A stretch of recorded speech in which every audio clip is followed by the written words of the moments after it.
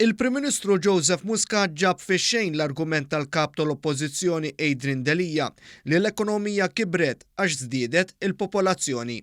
Filwaqt li fisser dan ir-raġunament bħala fqir u fjakk, il-Prim Ministru qal li l-argument ta' Delija huwa katastrofiku. Jew issa forsi l-ħabib tiegħi l-kap tal-Oppożizzjoni qed jgħid qed tara sibt wieħed jaqbel miegħi fl-aħħar. Dan Maltus. Il-problema li dan għex 220 sena ilu.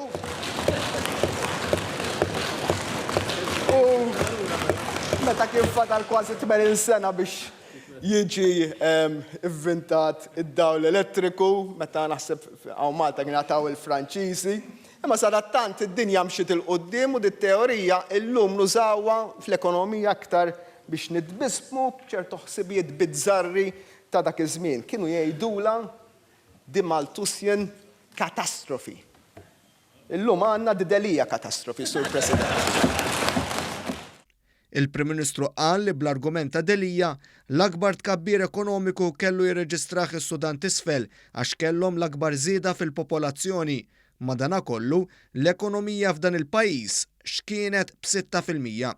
F'dan il-kuntest il-Prim Ministru ta' eżempju ieħor ta' stat membru fl-Unjoni Ewropea. Il-Lussemburgu il-popolazzjoni bejn l-2013 u l-2017, Sur President, żdiedet b'13% u l-ekonomija tagħhom kibret b'17%. Sur President, aħna l-popolazzjoni tagħna kibret b'10%, imma l-ekonomija tagħna b'kollox fuq 5 snin kibret b'40%, Sur President.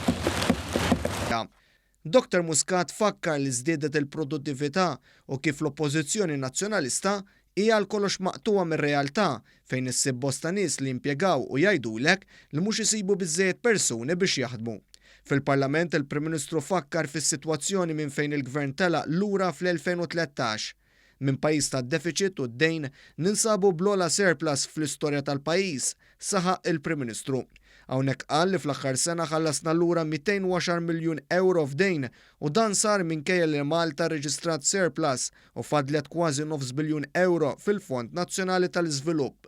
U għalhekk li dan is-suċċess ekonomiku kattar ix-xogħol għax pajjiżna huwa fdat mill-investituri, saħaq Dr. Muscat.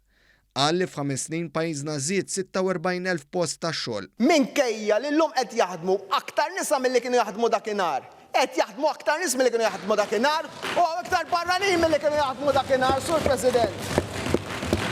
Għalhekk dan mhux biss gvern li jaħdem, dan huwa il-gvern tax-xogħol, id-dar naturali tal-Maltin u tal-Awxin kollha. Il-Prim Ministru żied ifisser li l-argumenti ta' Delija huma perikolużi għaliex jippruvaw jimminaw is-settur tax-xogħol waqt li sostna li meta tkun kontra n-negozju tkun kontra l-ħaddiema. Liema mill-220, anzi 250 tabib li impjegajna mill-2017 jarhom sejda. Liema mill-460 nurses u paramediċi li impjegajna huma sejda. Liema mis-600 għallim u LSAs huma sejda.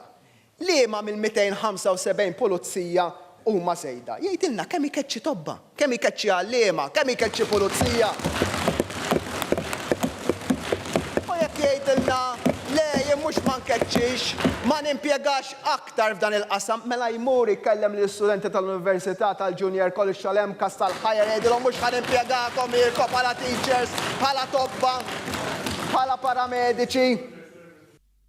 Il-Prim Ministru xejjen ukoll id-dikjerazzjoni ta' Delija dwar l-ammont ta' persuni li qal li ġew jaħdmu f'Malta is-sena li għaddiet.